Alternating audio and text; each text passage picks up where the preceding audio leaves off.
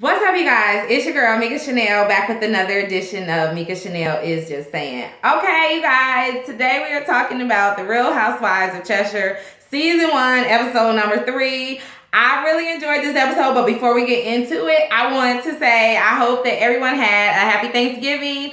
I actually did intend to blog a little bit more last week. I think I only gave you maybe 1 or 2 blogs last week. I was actually out of town majority of the week, actually a day longer, 2 days longer than I had planned to be out of town. I went to visit with my mom and, my dad and my family, my cousins, and all of that good stuff. And we ended up just staying extra time. It was my friend's 40th birthday, so I had a good time. I was gonna blog while I was there, but majority of the time I was pretty hungover.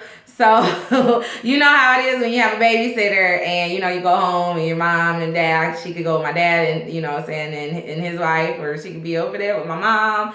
So I was having fun. Anyways, I hope you guys had a good Thanksgiving because I did. So let's get into this episode. Real Housewives of Cheshire, Season 1, Episode 3 starts off with Ampika. She is getting her hair done. I believe she's at her house getting her hair done. And in walks her stone-faced friends, okay? These are her 2 gay friends that she calls her agony aunts, which I guess is a saying that they use in Cheshire. I don't know. I'm assuming that it means your complaining aunties or whatever. But so they come in and I'm like, okay, are they channeling their inner Dwight from the Real Housewives of Atlanta? Y'all remember Dwight? His face never moved. He always had on these suits that made him look like he was just sweaty. And I'm like, did he put Vaseline on his face? Baby oil? What's going on? That's how these men were looking. Their faces did not move. Not even when they were talking. I'm like, oh my God, did they just come from the dermatologist and got some Botox? What is really going on? Anyway. So Ampika is just filling them in on what happened with the dinner. And the whole time they are sitting there not moving. And I'm thinking to myself, how can you even have a conversation with people like that? I mean, it's almost like talking to a wall. That's how it looks. I'm not saying that they're not thinking and processing anything. I'm just saying the way that they look. So anyways, so she just tells them about her little thing that she had with Dawn, about how Dawn said, that one of the girls was a little insecure about her body. And Dawn was like, well, you got a few weeks, get the weight off, basically, instead of being sympathetic. And Ampika, that rubbed Ampika the wrong way. Then she talked about it a little bit more, and then she told them, look, and the biggest thing was me. I had this big blow up. And she's just I really want the family life. I want a husband. I want possibly to have, another child. And I'm never going to have that because I'm in love with someone that is just not going to give that to me or whatever. So I'm thinking that her agony aunts are going to set her straight about that and just be like, girl, there is other fish in the sea. But instead of them saying that, no, they say, because maybe they weren't quite hearing her. Maybe they had some Botox, in their ears as well. And their ears were just really relaxed and only caught every other word or something. But they come back with, well, everybody wishes they had your life. You can be with this man when you want to be with this man, and you can have your freedom and live your life, and you don't have to worry about the everyday and all this and all that. And I'm like, did I just not hear her? And is that clearly the opposite of what she just said she wanted? You know what I'm saying? Now, I know that she's lost in the sauce of this relationship, but her friends need to give her the real, what's going on. So anyways, I'm like, okay, you might need to get some new friends, girl. All right, get some more people in your corner that's not going to be tooting your horn and building your ego, okay? Anyway, so the next scene, Magali and Lauren are walking through the park. I just really like them together. Their personalities seem to really mesh well, and I just like them together. And so it's just interesting to hear their conversation versus hearing say Dawn and Lauren, and Leanne's conversation, because they are, and even Ampika, because they're just so negative, and and it's weird that they're so negative. But like listening to Lauren and Magali, you know, they discuss the ladies, but kind of in more a positive way. And Lauren did throw some tall shade, okay? She threw a few shady trees at the ladies because she basically tells Magali that that the women are basically regular girls that marry footballers, and now they're basically living the life. You know what I mean? You know, you have old money in Cheshire, and you have this new money in Cheshire. You know what I mean? And she's saying, you know, so, you know, we just kind of have to navigate through that. So what I heard her say is, we are up here, chick, girl. No, she's not chick. She was like, we are up here, girl, and these chicks are down here. So in order to deal with them, you need to come down here, okay? And then we'll all be happy. We'll all be happy, and then we can go buy more diamonds. Lauren, I got it. I caught all of the shade, okay? I caught all that shade, girl, but I still love you. It was still funny. And you did it in such a pretty way that most people probably didn't catch it. Anyways, so they discuss it, and they're like, they don't understand why Ampika is, choosing to stay in this relationship if she's pretending to be happy and hiding behind, all of her material things that she has. But, when you get to know her, you see that she's just clearly not a happy person. And Magali is just like, you know what? These men with money, they will use you and abuse you. They think they can do whatever they want because they have money. You know what I'm saying? Again, it was like a more positive conversation. Anyway, so, and the next thing you see Dawn, she's talking with her daughter. Her daughter is Darby. And Darby is in the girl group. So they're talking, and Dawn's like, yeah, since I'm an only child, Darby is like my sister.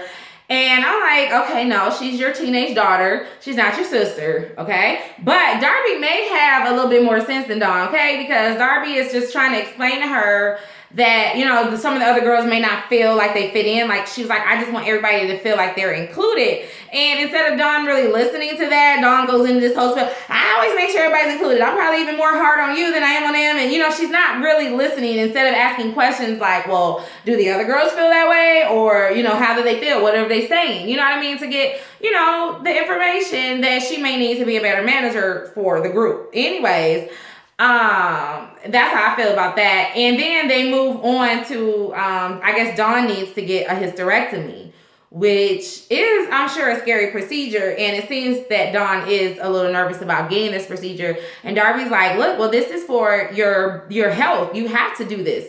And Dawn is just like, look, okay, I don't want to worry you, so I'm going to sort it out. I'm going to handle it.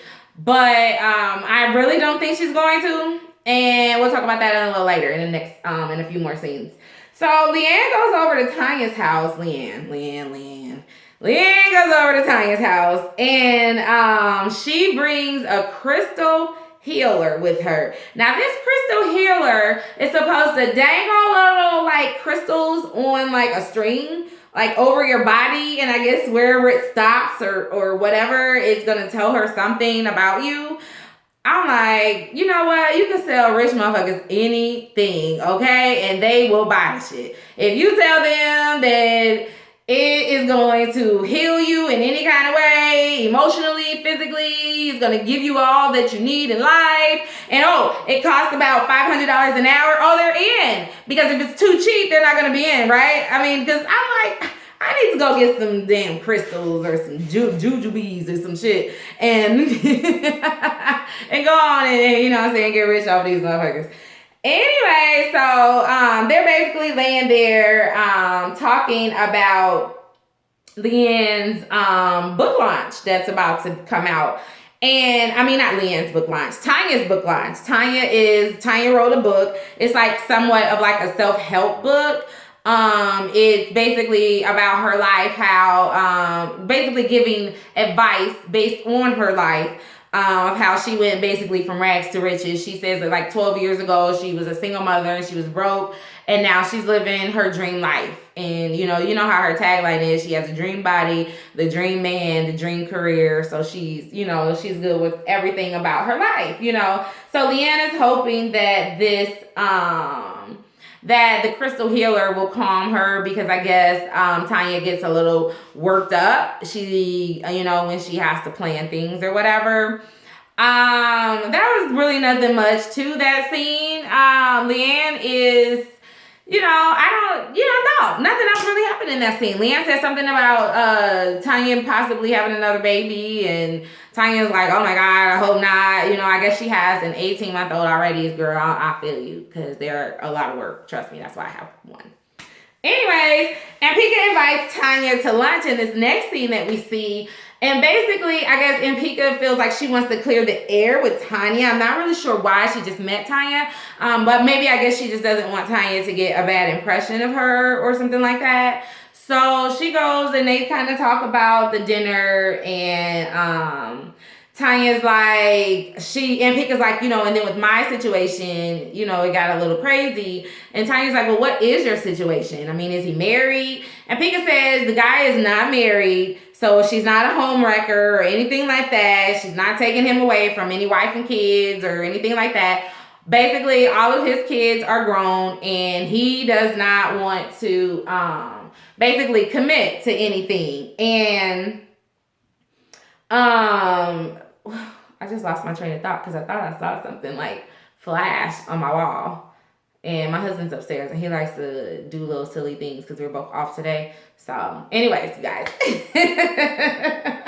So basically, they're just talking, and Ampika's just, she's like, she wants that. She possibly wants to have another child. She wants that family life. She gets a little jealous about, when other people talk about their family lives, but she knows she's never going to have that. And Tanya's just like, look, girl, if that's what you want, then you need to go and get it. Why are you wasting your time with this guy? I mean, dang, 6 years. This is my words now. 6 years is a long ass time to be wasting on someone when you know clearly he's never going to give you. I mean, girl, you done had 6 years to work and changing his mind. He's not changing his mind. Move on. And that's basically what Tanya was saying. Tanya was like, if you're not happy, then move on. And then she's like, well, maybe you just think you want to be in a marriage because you were in a marriage before and it didn't work out. And Pika's like, no, that was completely different. I was way too young to get married.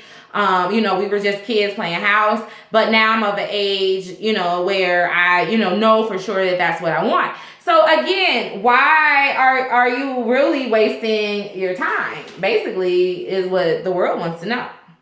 Inquiring minds want to know things to make you go, So anyway, so Donna's at her office, and she's just sitting here driving her dang office staff crazy. She's just yelling, barking orders, looking at, I guess they're designing some big house, or they have like this big design project or whatever. So Donna's freaking out a little bit. So she takes a break and goes into her office and talks with her assistant. I can't think of the girl's name right now. I will figure it out later. Anyways, so she's talking to her assistant, and she basically is just saying how, Darby brought up the fact that she needs to get this hysterectomy. And she's basically like, look, if I'm going to go under the knife and be put to sleep, I mean, I want to wake up with a new body. I don't want to wake up and all is gone are my eggs, because basically her thing is, what if she wants to have children in the future and she has a hysterectomy and she can't? But clearly, if the doctor is suggesting you get a hysterectomy, there's some kind of medical issue going on that you need to address. But she's a little nervous. And I mean, I get that as a woman. I get that because, you're taking out basically a lot of things that we feel makes us, women, kind of like how men and the vasectomy thing, I mean, it's, we know that, we're still women, but, it's a psychological thing. And, nobody wants to be told, oh, you'll never ever have kids again if you're a family person. But then at the same time, her daughter's a teenager. So I'm like, if you were going to have more kids, wouldn't you have done that a long time ago? Anyway, I don't know. Is she just being a drama queen? I'm not sure. But she says she possibly would want to freeze her eggs or whatever. The assistant's like, look, girl, I'm going to make this dang appointment, okay? So you can go on and get this done. Because she's looking at her like she's crazy. Like, because she's talking about, if I go under the knife, I want to come back. I want my boobs done. I want this done. I want that done. Her assistant's looking at her like, you dumb bitch. Just let me make the appointment. Anyways, we're going to move on. Ampika, Tanya, and Leann go to get what is called vampire facials. Now, I've heard of vampire facials, but I didn't know exactly what they were. And basically what it is that they take blood from your arm, or I guess wherever they can get it from, and take out some part of the blood and then like inject it into your face. And they like stick needles all around your eyes, everything. And Pika tried it. She was like, this is some bullshit. I'm not even with it. Tanya says she'll do anything to stay young. So she is with it. I'm like, she doesn't even look to be that old. And why is she going through all this stuff? You know, it was her idea to do that dang on frozen steamer thingy or whatever they did, where they had to stand in like really, really cold air for like a few minutes or something. Anyways, so yeah, so then of course, it goes to what happened with the dinner. Tanya says she's a little nervous to see Lauren, because how she called Lauren a snob or whatever. And they talk about Dawn and Ampika's argument. And, you know, then of course, Leann jumps in to defend Dawn, and she's just like, you know, Dawn is, you know, she wasn't saying that the girl needed to lose weight. The girl, was saying that she wanted to lose weight or whatever. And so they were trying to talk to her, and then was it Tanya or was it Ampika? I think it was Ampika was like, girl, in her interview was like, talking to her is like talking to somebody that went to sleep with their eyes open. And I was like, I think I get the feeling that is kind of Lauren's personality, because she just seems to be the ditzy one of the group. Anyways, hold on, I need a sip of water, you guys.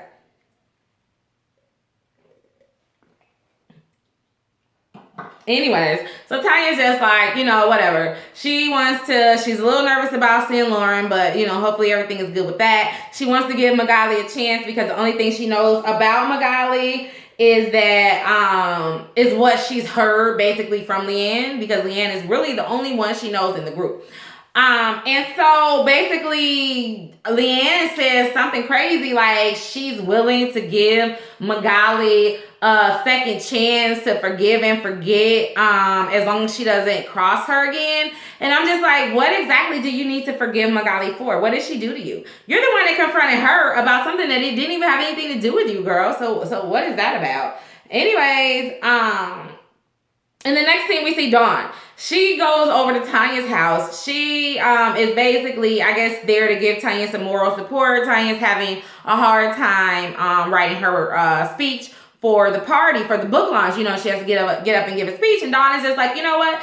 Just talk about, you know, whatever, the real reasons why you wrote the book, why the book is important to you. You know, keep it short and sweet, but, you know, make sure you get all the important parts. And now while she's saying all of this, she's trying to sip the champagne that Tanya gave her and realizes that the champagne is flat. She can't drink flat, warm wine, so she's like, I'm not drinking that. I'll pass. You're a cheap ass. Go buy a brand new bottle of wine when you know Dawn is coming over, okay? That's what you need to do. Oh no, a brand new bottle of champagne, okay? She can't do it or whatever. So then Tanya brings her book, y'all. Tanya brings this book out, right? Now, first of all, when she hands it to her, I'm like, well, that book is kind of thin, right? And I love to read. I'm not really big on self-help books, but I don't really like it when books are less than like 300 pages because it's kind of a waste of my time. Unless it's a very, very, very good story, okay? I mean, it has to be a very clever, creative story. Anyways, so Dawn is looking at this book like, okay, this looks like something I would read to my kids at night. The letters are really big. I don't even need my glasses to see it. I was cracking up. Oh, Dawn. She always has something to say. But I mean, I was thinking the same thing, Dawn. Because like when she was flipping through the book, it looked like one page of the book was just like a paragraph that had been used. They put like three lines in between for the spacing or whatever. So I didn't know what that was about. Anyways, but then, so Tanya's not worried about it because in the next scene, we see her getting her venue together for the event. She's with her assistant Kitty, and Kitty is just really tickled pink about these men that are there with basically no clothes on, just like some undies, and they're getting spray painted gray. I guess they're going to be like the waiters or whatever for the night.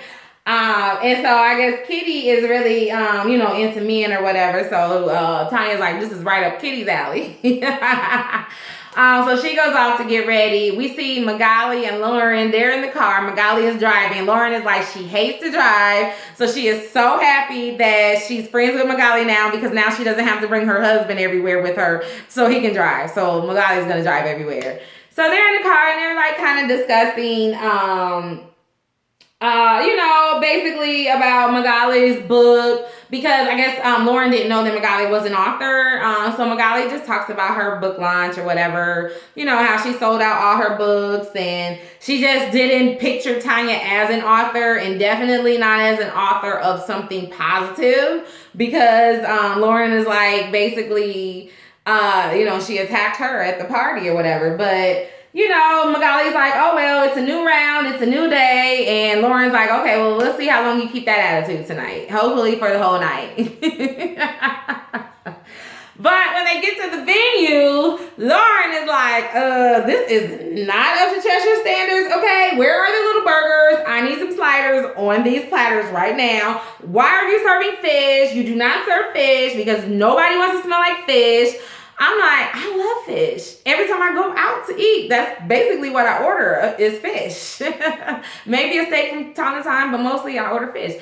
Anyways, but this was not good for Lauren, okay? Lauren is like, look, and then she doesn't even have the little cute martinis. She just got basic wine glasses, but I guess there was supposed to be champagne in it. And I'm like, but those weren't champagne flutes, so I think they meant wine. I'm not sure. I'm still getting used to the lingo, okay, you guys? Anyway, so Tanya gives her little speech. She says, what I basically said earlier. She's, was broke 12 years ago. She took action, and that was that. Dawn gives her a little shade. Well, no, first of all, Lauren is very impressed by Tanya's speech and how she's speaking so proper, so posh is what they say. And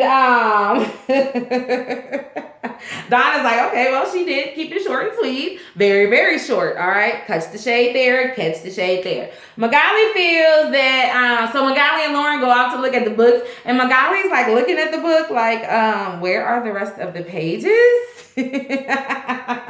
She's like, there aren't even that many words on each page. And Lauren's like, oh, well, that's even better because then you don't have to read so much, right? But then Lauren in her confessional is like, well, I mean, what was all that space for? So you can draw pictures?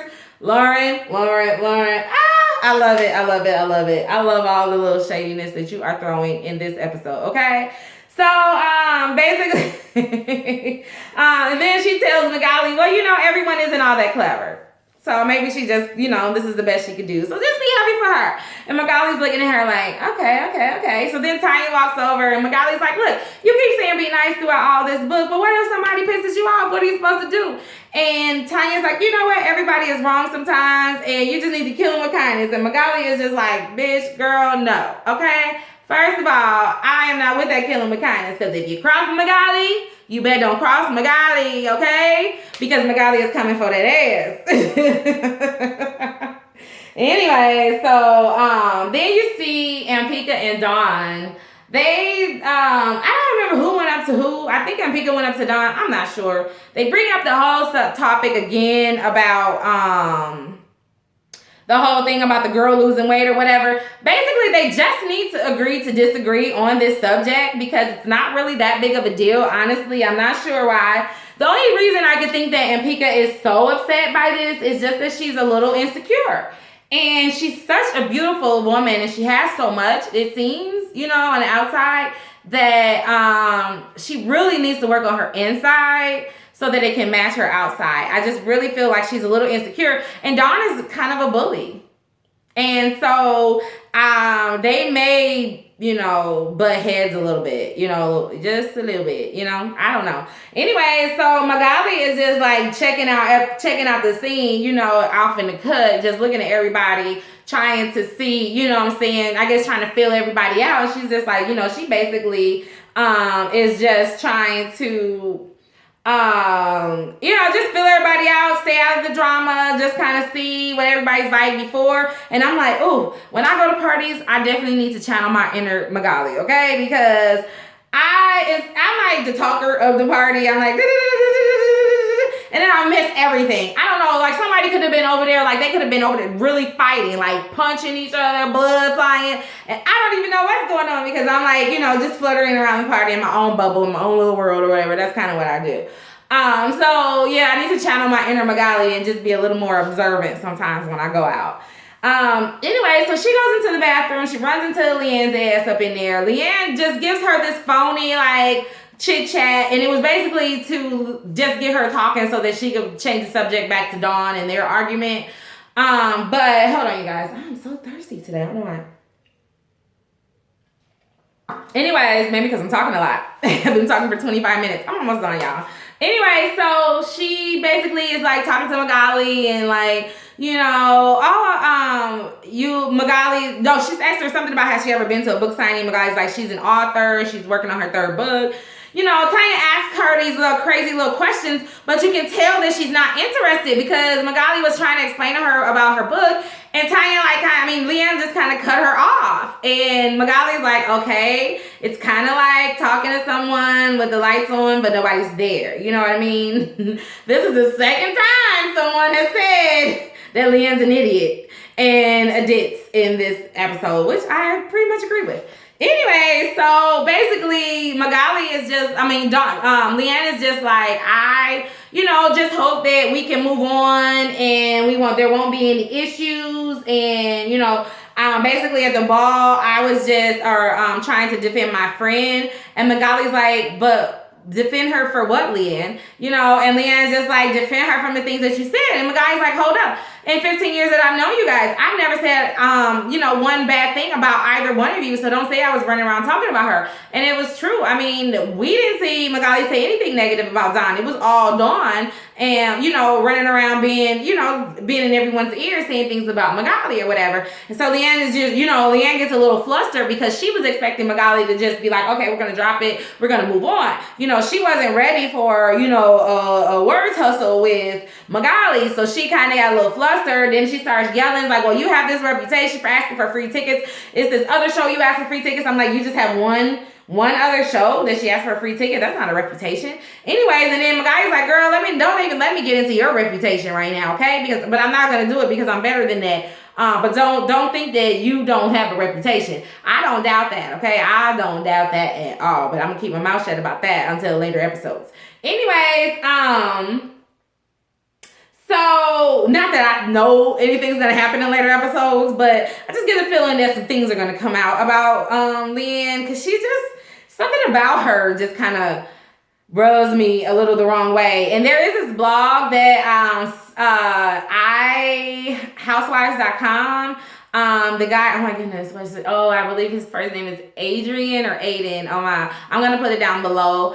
Anyways, and I guess this show aired already and we're just getting it here in the United States. So he has like all of these blogs about each episode. So I'm trying my hardest not to read ahead, but so I don't know. Anyways, so Leann basically goes, so they're arguing back and forth, and Magali's like, look, I feel like I'm in a bad movie. I am not here for it. I don't even want to deal with it. So she's getting ready to walk out, but Leann is steady yelling, and then Dawn walks out of the stall. So she had been in the stall the whole time, but Dawn doesn't even say anything about it, even though Leann is here fighting a battle that she doesn't need to fight because it's not her battle. Dawn says nothing. And then not even when Magali is like, this is an argument between me and you. She had no business in it. Not even when Magali says something to her directly. Dawn still doesn't say anything. She walks away from the two ladies and walks over to the sink. You know what I'm saying? Dawn she's a bully. She thinks she's slick, but she's not.